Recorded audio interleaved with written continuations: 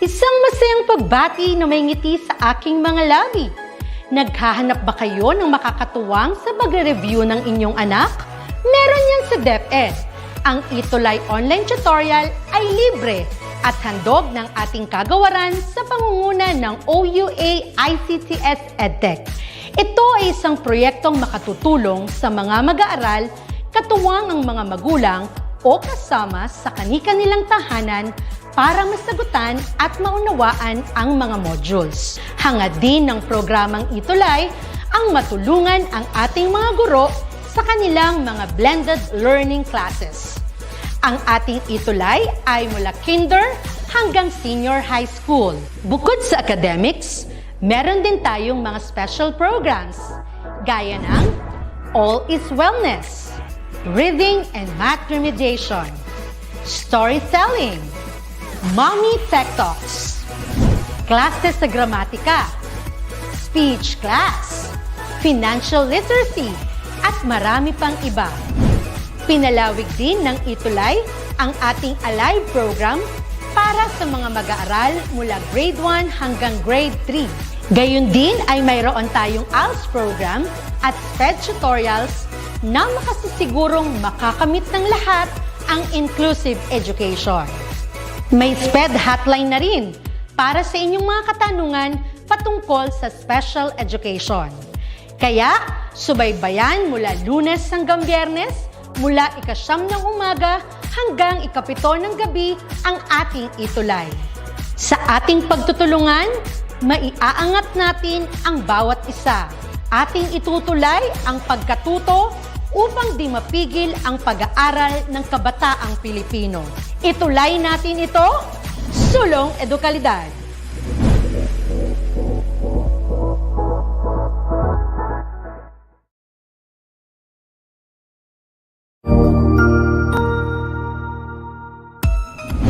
Mabuhay! Good day to all!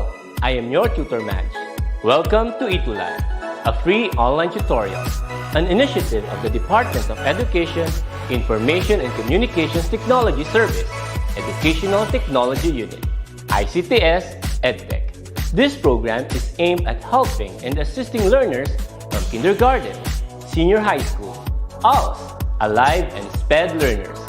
Aside from answering the modules, the ETUlay is offering programs which you will surely look forward to. Together with our parents and teachers, the ETUlay will bridge the gaps where difficulty and ease meet in learning new knowledge and skills. So, let us prepare our modules, pen and paper. Ready your mind to see and hear worthwhile and interesting lessons. Let us now study and learn, together with our volunteer online tutors. Tara na!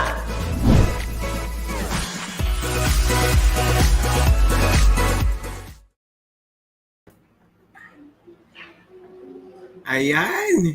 Isang mapagpalayang hapon sa inyong lahat. Hello, Tutor Jen! Hello, Tutor Roger. Good afternoon. Ayan, na-miss kita at na-miss ka namin ng sobra. Kamusta ka naman? Okay na, Tutor Roger. Okay. So, magandang hapon sa inyong lahat, mga estudyante, mga kaguro, mga magulang. Hello po sa inyong lahat. Tutor Jen? Yes, Tutor Roger. And we are on the second week of quarter 3 for Science 7. And this afternoon, Tutor Roger, we are going to talk about a topic which is on physics, related to physics. Tama, Yes. Tutor Roger. And we are live this afternoon in different social media platforms of DepEd. So we would like to ask you to please share to as many group chats, as many Facebook groups, as many friends as you can. And in our comment section, now, we're already seeing names and attendance.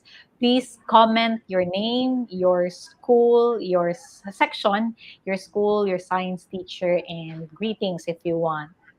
Yes, sa mga hindi pa nakakilala sa amin, ako nga pala si Tutor Roger from SDO Davao City. Ako'y nagtuturo sa Francisco Bangoy National High School.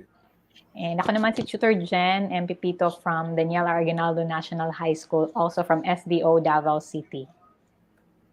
Ayan.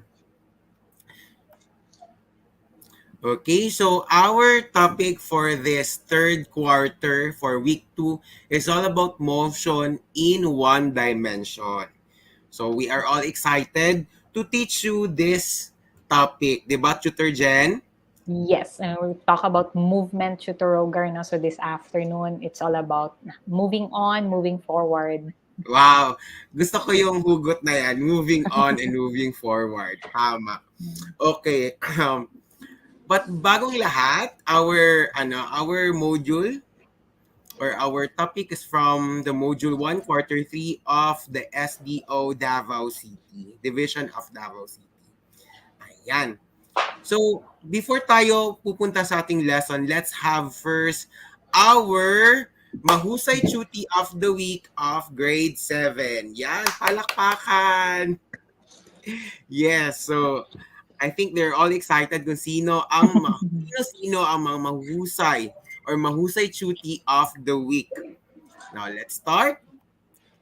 Okay, our first Mahusay Chuti of the first week, quarter 3, is ni Samantha D. Blasi, a grade 7 from Diamond A, School of Llano High School, Division of Caloocan, region is National Capital Region, with her science teacher, Sir Michael John S. Manicar, and with her parent is Mrs. Rowena Blasi. Congratulations, Sam. Tutor Jen. And we also have Renz Guyver J. Calyanta of grade 7 section mark from Imelda Integrated Secondary School in Division of Malabon. It's in National Capital Region. Ang kanyang Science 7 teacher ay si Teacher Jaris de la Serna, and the very supportive parents, we have Mr. and Mrs. Calyanta. Congratulations, friends! Okay, next we have another Mahusay Chuti, si Carlo Miguel P. Malonzo, a grade 7, section Cream 5 from Pampanga High School, Division of San Fernando, Region 3, and his teacher is Sir Ariel Malyari, and his parent is Ma'am Sally P. Malonzo.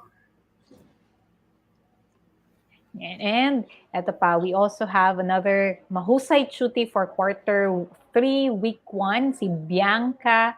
Paano ba yun pronounce Irish. Irish Cruz Ay. of grade 7, Macabebe High School in Pampanga, that's in Region 3, with her Science 7 teacher, si Sir Mark Lopez, and ang kanyang parents, guardian, very supportive. We have Ma'am Catherine I. Cruz and Bernard P. Cruz. Congratulations, Bianca. Congratulations. And we have also, actually this is our student. This is my student. No other than Miss Joanel O. Celebrar, a grade 7 Begonia from Francisco Bangoy National High School, Division of Davao City, Region 11. Yours truly, her teacher, Roger Garcia, and her loving and supportive parents are Ma'am Joanne O. Celebrar and Sir Glenn E. Celebrar. Congratulations, Joanne. Yeah, congrats. And we have Alviza Zaidane Gaza, grade 7, section SPJ M. Del Pilar in Pampanga High School, San Fernando City, Region 3, with her Science 7 teacher, si Ma'am Krisha Luis Garcia, and the supportive parents, Sir Alvin and Ma'am Rizbeth Gaza. Congratulations, Arliza. Hey, congratulations. So, for those students who would like to be featured as one of our Mahusay Chuti of the Week, sumabaybay, ano ba yun? Just follow us and continue watching, then continue sharing our ETUlay session. Actually, we have a challenge, di ba, Tutor Jen? You need to tag 3 grade 7 learners right now on the comment section so that they may able to see our session or to watch our session. Go. Yes, in our comment section sa live session natin now, please tag your friends, at least 3 friends in the 3. comment section. Tag them and share also our live session para mas marami tayong maabot. Kasi yung iba tutor na hindi nila alam na nag-live na pala. So they, Kaya nga, oo. nakakaligtaan. Correct. So, Okay, we meron have... pa pala, Tutor Jen. Yes. Eto si Kerobin. Meron pa. Very, ito sila, mga early Yes. birds. Kanina, early Mm-mm. natin audience is si Renz. Okay. So, we have Correct. Kerobin Gabriel Villamor of grade 7 de Jesus in Novaliches High School, that's in Quezon City, National Capital Region, with a Science 7 teacher, si Ma'am Louise Jane M. Cortesano, and ang parent na si Ma'am Mira Kerobin. Congratulations, Kirubin. Okay? Ang So, tanong, okay, yes.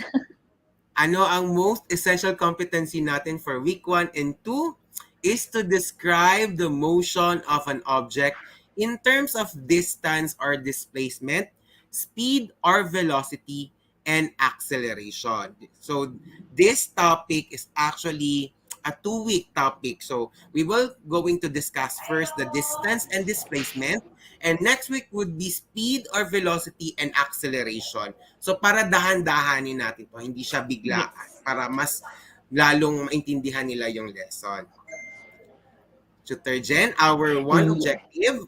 Yes, our objective this afternoon is for our learners to differentiate distance from displacement. So we have 2 terms now, distance and displacement. Now your goal is to differentiate the 2. Ano yung pagkakaiba nila? What's their similarities and differences? Distance and displacement. Okay, so what are you waiting for? Get your module, get your pen and paper, then come with us and join with us in our discussion. Right, Tutor Jen? Yes, and we have special greetings. Tutor Rogan of Suki. We have Alicia Vocational School. We have Imelda Integrated Secondary Yes. School. We have Santa Lucia High School. Mm-mm. They have been with us from first quarter up to now. So thank you so much for your support. Okay, so now let's proceed to our question. Ang tanong ng bayan, are you ready? So if you're ready, please have your pen and paper ready. Yes. Okay, so let's proceed. Tutor Jen? Yes, we have our pre-test. 5 items. Ito, Tutor Rogar, 5 items. Yes. Okay, question number 1. So for the 5 questions, please select the best answer. And if you have your pen and paper, write it there so that you won't forget the terms, the concepts that we will talk about. So question number 1. Bilis ni Sam. May sagot na sa number 1. Sumagot agad. Sige. Which of the following is the standard unit for speed? A, kilometer. B, mile. C, kilometer per hour. D, kilometer per second. Which of the following is the standard unit for speed? Ang bilis, Tutor Rogar. Ang bilis nila. Ang sagot ay letter C. Yes. Very good. Congratulations. Nauna si Sam, di ba? Yes, Okay, and next. correct naman si Royef, Bianca, JM, Darlene, Renz, Joanel, at marami pang iba. At marami pang iba. Number 2, which is an ideal reference point? Okay? A non-moving object or landmark. B, a flying colorful kite in the sky. Or C, the dilapidated truck. Or letter D, a red object. What's the answer? Okay, nauna si Ma'am Janet Patayon. Hello, Ma'am Janet. Hello, Ma'am Janet. Ayan. Good afternoon to April of social tutor Spotswood National High School, Kidapawan City. Ay, hello sa mga taga Kidapawan dyan, mga kaibigan ko sa Kidapawan. Okay, so the correct answer for number 2 is letter A. Very good. Congratulations. Almost lahat sila nakatama, no? Galing-galing. Okay, number 3. Yan. What is the basic unit for measuring time? A, is it R? B, second, C, month, or D, minute? Basic unit for measuring time. A, hour, B, second, C, month, D, minute. Okay. I think may mga sagot na din sila dito, Tutor Yes. Jen. Sagot ni si Joanel, si JM, si Xavier, Makilin. Student mo ito, di ba si Xavier? Yes, si And then sila Xavier. Kerubin, Darlene. Ang sagot nila is letter B. That's correct. Second. Yay! Okay, let's go to number 4. What do you call the change in position of an object? Okay, what do you call the change in position of an object?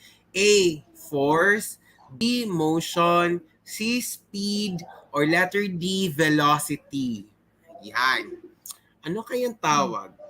Yan. And while waiting, Tutor Roger, we would like to greet also Aaron Clever Condino from Bagnos Integrated School in SDO Isabela. Yan. Suki din natin itong Bagnos Integrated School. Hello po sa mga taga Bagnos. Hello po.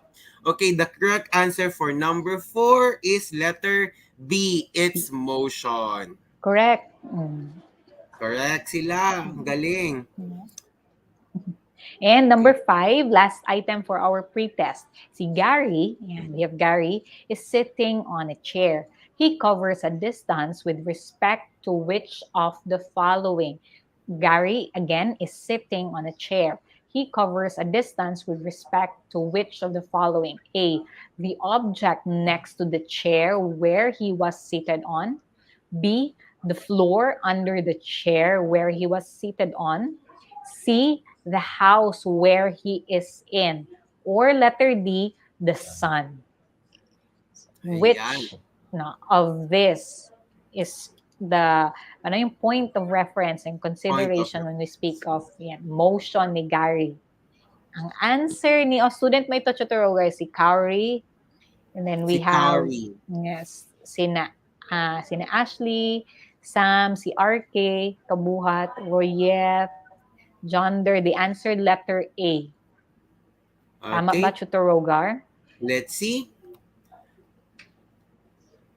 It's letter D. Yeah. It's the sun. Kasi nakaupo siya, Tutor Roger, di ba? So, anong reference natin ngayon? Kung gumagalaw ba si Gary? Si Gary. So don't worry if you don't get all items correctly because pre-test siya. And so we will talk about distance and displacement ngayon. Go ahead, Tutor Roger. Okay, thank you so much for your answers. Kindly count the number of your scores and post it later. Okay, as part of your output as well. Okay, so now, let's study these pictures. Yan. Ito. Okay. So, ano ang kanilang pagkakahintulad? Tama ba? What's their similarities, kumbaga? Anyone? Di ba? Parang klase lang. Anyone? You can comment on our chat box. Ano ang pagkakahintulad? Yung kanilang similarities na lang. Yan. Sige. Ako, nakatry, which one na try mo dyan, Tutor Roger? Ako, Tutor Jen, I tried kabayo. Grabe, ang saya. May sagot. Kabayo? Yes, Tutor Roger, sa Baguio and saka sa Tagaytay. Ano yun sa Laak, sorry. Taal. Okay, so tingnan natin kung ano yung kanilang comments. Sabi ni Renz, they are all in motion. That's good. There are readable. Rideable, sabi ni Franz. Rideable, rather. Tama. Pwede kang sumakay. Yes, gumagalaw po sila lahat o nasasakyan.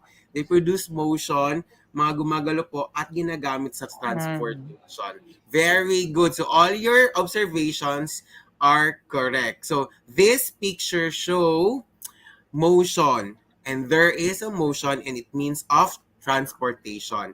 Now let's talk about motion, Tutor Jen.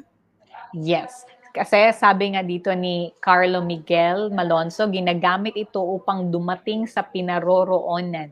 So in order for us to get to where we want to go, dapat may motion na magaganap, Tutor Roger, no? So when we Correct. speak of motion, this refers to the change of position of an object described by a reference point. So may point of comparison ka rin when we speak of movement or motion. Yes, malalaman mo na you are in motion kung malayo ka na sa reference point mo. 'Di ba, Tutor Jen? Yes. And another term, meron pa siya, Tutor Roger? Okay? So, speaking about reference point, it is a place or an object used as a guide to determine if something is in motion. And there are two kinds of reference points. There are the starting point and the end point. If we say yung starting point, yung starting mo talaga, yung simula mo, at yung end point naman kung saan ka pupunta or yung hindi ko marunong, hindi ako marunong taga. Yung kung saan yung yung lugar kung saan ka pupunta. Destination. Diba? Yung pinanggalingan is the starting point. Ang end point naman is kung saan ka pupunta. Yes, sabi ni Bianca, gumagalaw daw po yun lahat yung nasa pictures kanina. So how do we know if those things or something has moved? So we consider two kinds of reference point, ng starting point and ang end point.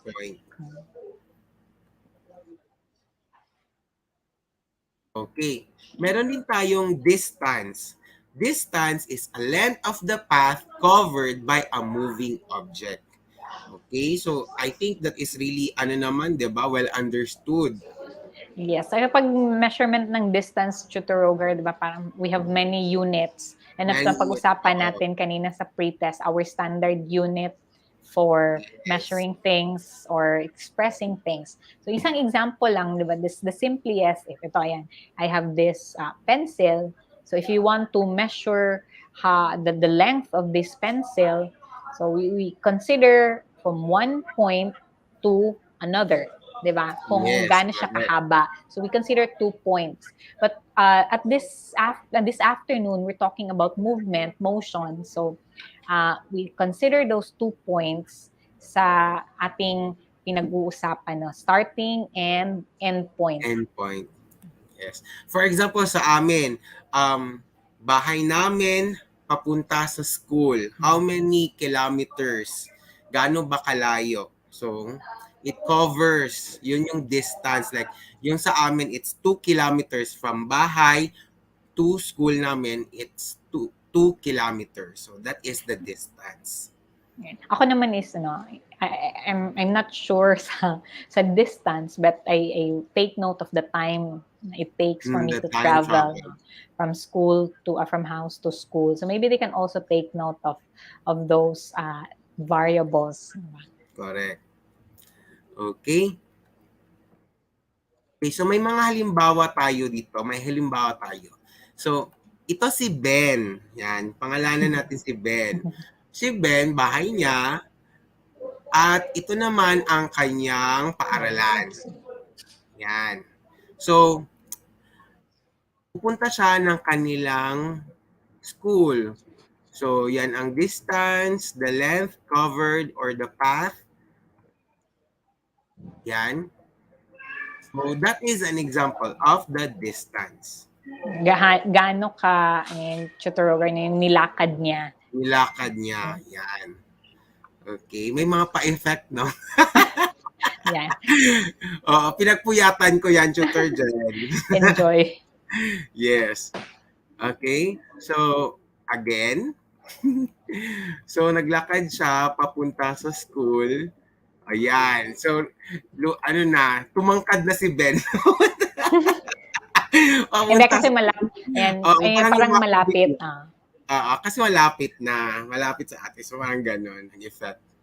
Okay. So, distance, Tutor Jen, is a scalar quantity because it only has a magnitude but has no direction.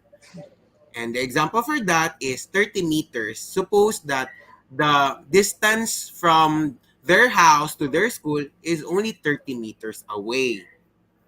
Kaya Diba? halimbawa lang, di ba, na measurement. Halimbawa lang naman. Yes. So, sa daan, if they're riding a jeep, although ano pa tayo ngayon na wala pang face-to-face, but if they happen to travel, they can also check alongside the roads, may mga milestones doon na naka-indicate kung ilang kilometers pa ang next town. So, they would know usually for every 1 kilometer ang interval. So, yung example nito ni Chuturuga, parang haba, 30 meters yung nilalakad ni, si Ben. Si Ben. Benny 30 Ben. meters ang nilalakad ni 30 Ben. meters. O, halimbawa si Eliza Gaganto ka, naglalakad siya sa Bulacan ito. For example, naglalakad siya 30 meters from kanilang bahay to school. Halimbawa lang. So that's distance. Correct. Okay. So, meron din tayong displacement, Tutor Jen. Yes. So, another term is displacement. Kanina is distance. Now we have displacement. We refer to displacement as the shortest distance between the starting point and end point.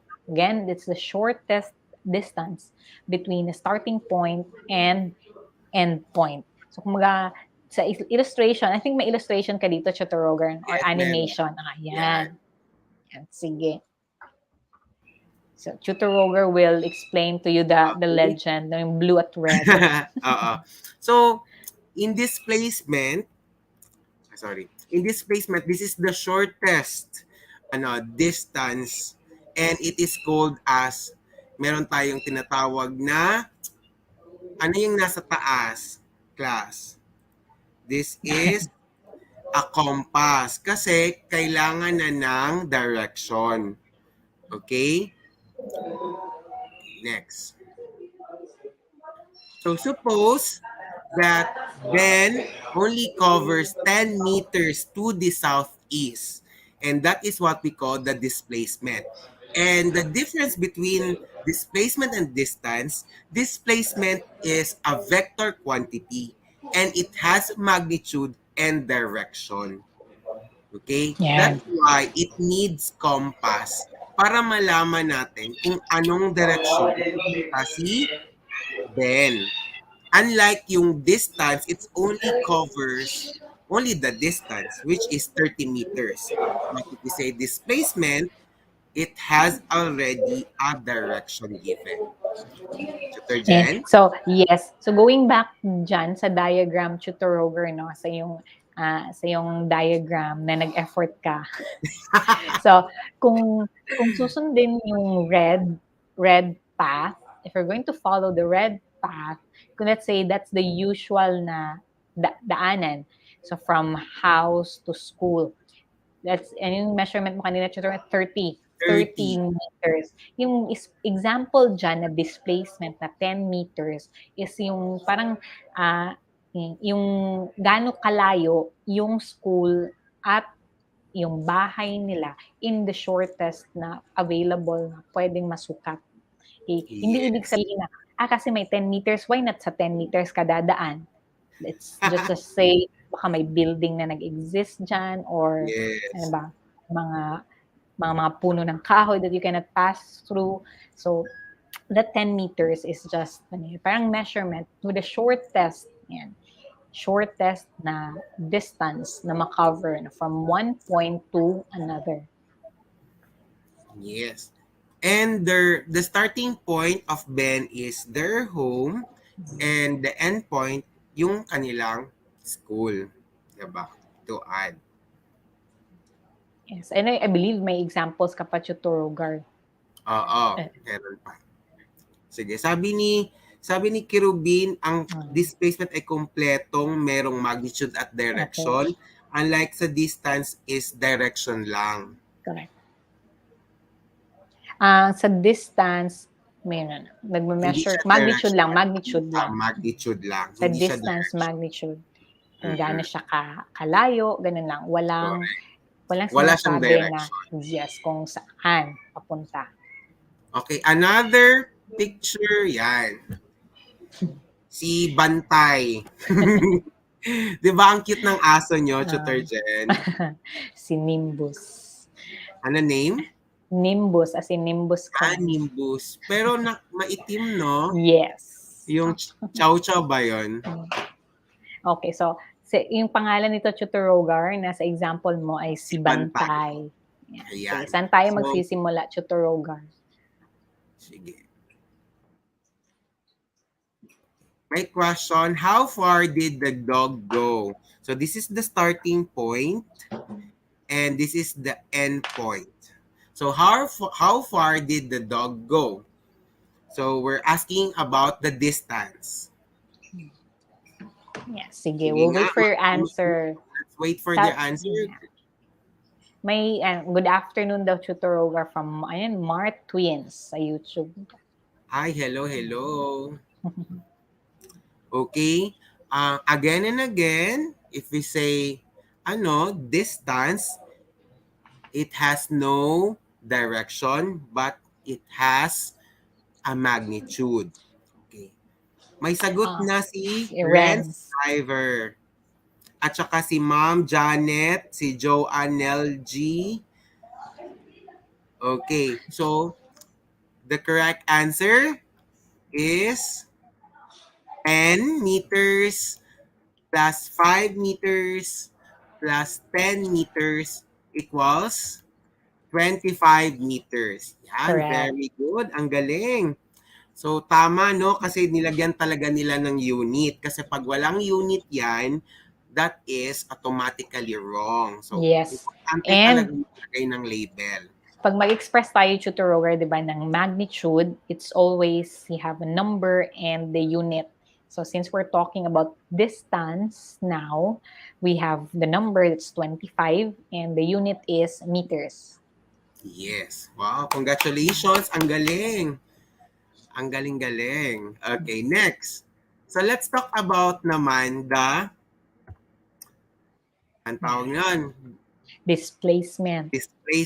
So, let's find the displacement of Bantay. What is the dog's displacement?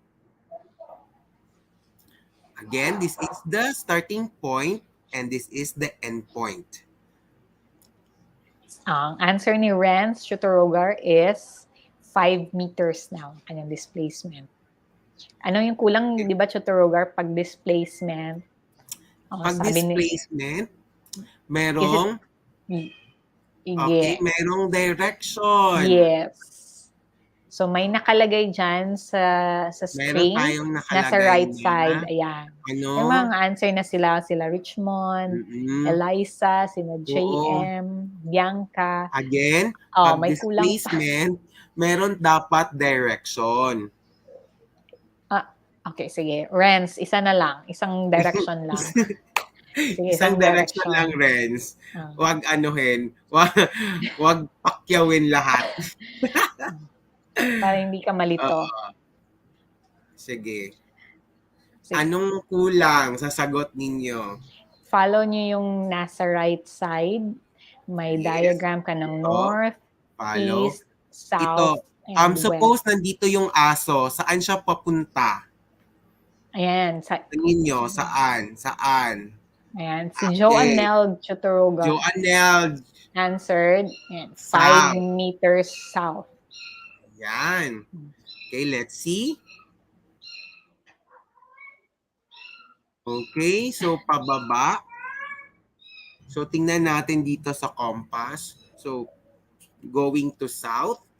So therefore, the dog's displacement is 5 meters to the south. Yeah. I think it's good to clarify at this point, Chutorogar, no? Kasi may sumagot na 5 meter north, south, west. Para hindi siya ma-confuse kasi we only have these directions. We're introducing directions, yung basic pa lang. Either we're going north, east, dito sa diagram, following the diagram, yung nasa right ng screen ngayon. It's either we're going north, east, south, or west. So, may mga in-between pa yan, di ba? We have northeast, southeast, southwest, and northwest. So, dyan, ang tawag dyan is secondary direction. Yes. Northeast. So, For them to check lang this afternoon is may arrow dyan, Tutor Roger, di ba, nasa screen? So, Yes. starting point to end point. Gaano kalayo na ngayon ang nalakad ni Bantay and sa anong direction na siya na-move, di ba? Parang na-move or na-displace. Yes, correct. So I would like to reiterate again magkaiba si distance at saka si displacement. Distance only shows magnitude. Okay? While the displacement shows magnitude and the direction. That's why we need compass in order for you to know the direction of a certain thing or a person maybe.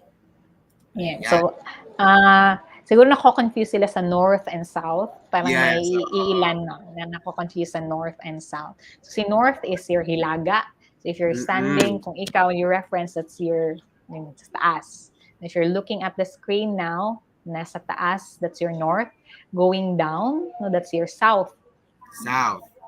So if we're only looking at it that way.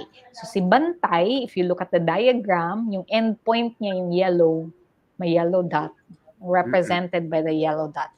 So from the starting point to end point, ang direction ni Bantay is going south. Yan. Thank you, Samantha. Going south or timog.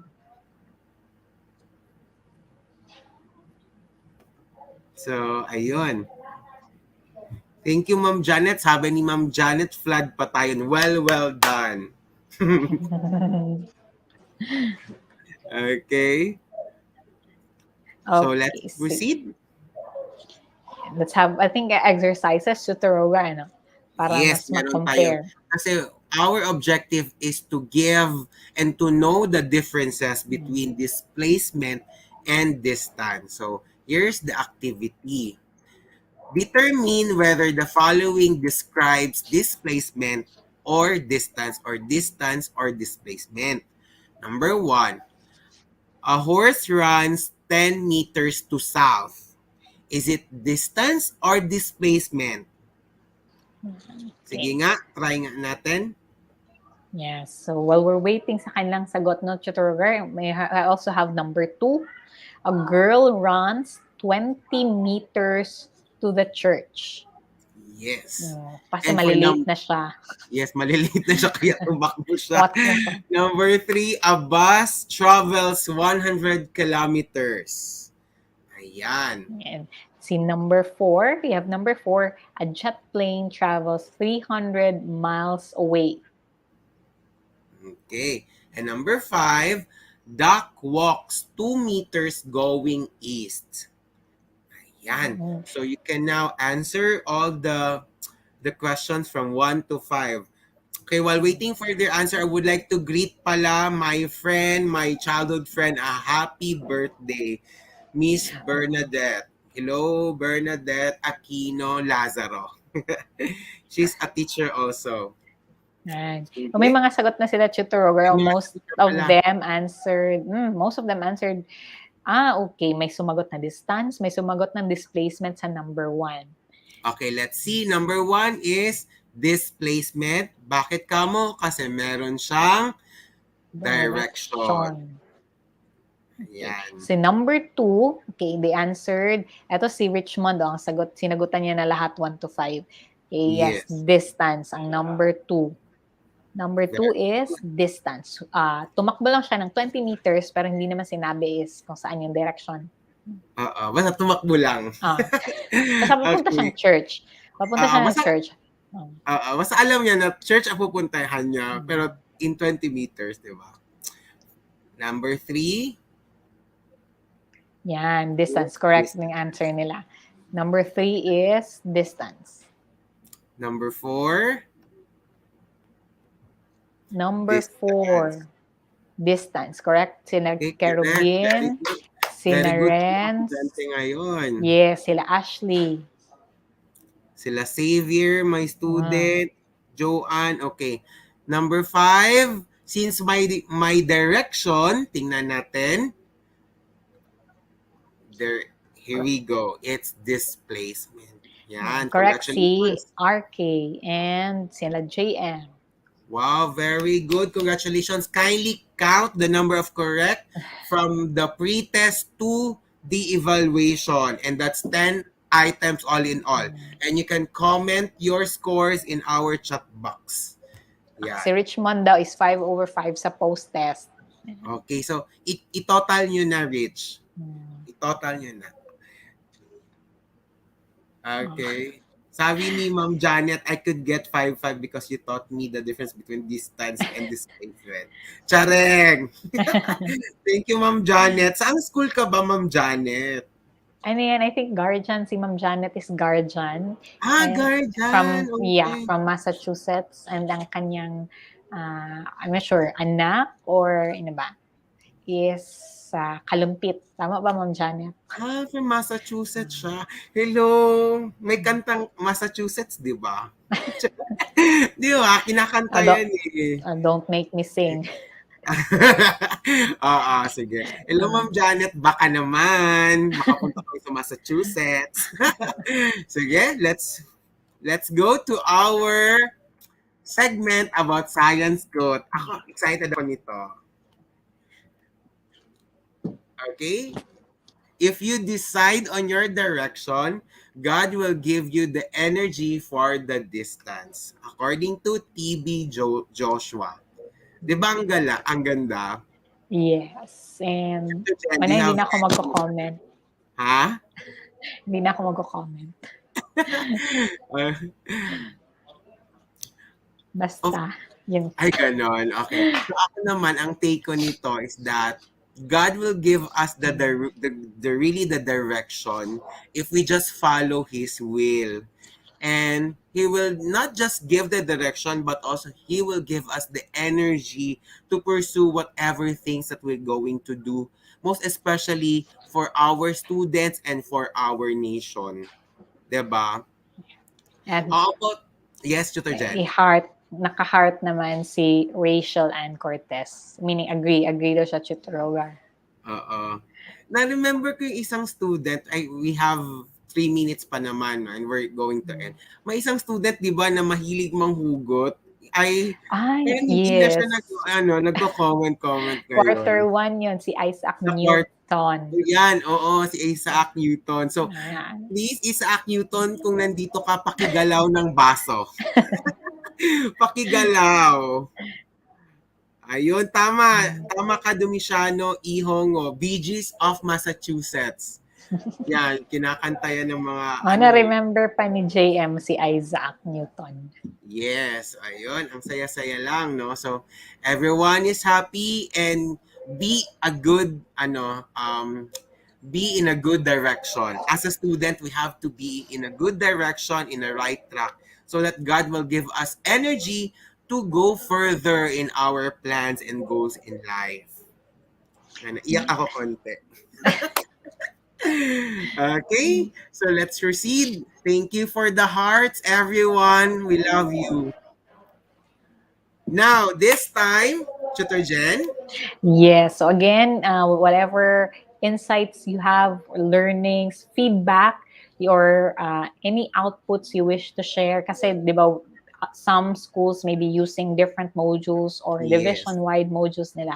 So whatever insights, learnings you wish to share to us, please use our hashtags. And as a screen, hashtag Science ETUlay7 or hashtag Science Tutor Rogue Gen, and we will be able to see your outputs, and we would like also to see them. So please use these hashtags. And again, we are live every Monday, 1 o'clock to 1:40 p.m. on the official Facebook page of DepEd ETUlay and sa YouTube na DepEd ETUlay. And again, ako si Tutor Jen from SDO Davao City. Ako naman si Tutor Rogar or Tutor Rogue na nagsasabing we love science. Hello, kamusta? Bye! By the way, meron pa pala. Thank you for comments, suggestions. Email us at edtech@deped.gov.ph or scan the code. Up next is Tutor Z and Tutor Marky for Science A. Thank you and God bless us always. Thank you so much. Bye-bye. Ang husay naman! Natapos mo ang iyong tutorial session kasama ang iyong mahusay na ETUlay tutor. May bago ka bang natutuhan? I-share na yan gamit ang hashtag ETUlay LevelUp. Huwag aalis ha, dahil may susunod pang programa na pwede mo ring panoorin at salihan. Dahil naghihintay na ang iyong mga tutors. Happy learning dito sa ETUlay!